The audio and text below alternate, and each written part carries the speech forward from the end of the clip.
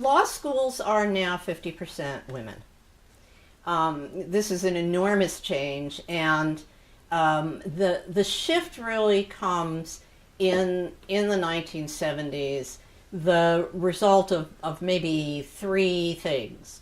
Men are going to Vietnam, and so places in law schools have opened up because there aren't men in the country. There's legislation that's passed, federal legislation that's passed in that same period, equal opportunity, anti-discrimination legislation of various kinds.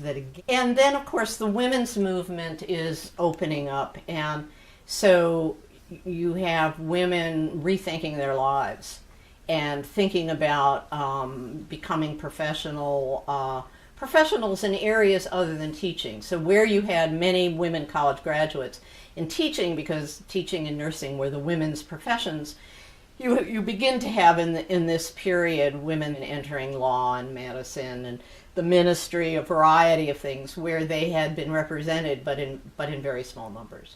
I think what we're finding is that the very upper reaches of law have in the period, say from the 70s to today, so a 40, 50 year period, that the upper reaches have maintained a kind of a distance from the women, the glass ceiling effect, and so we're only seeing that break down.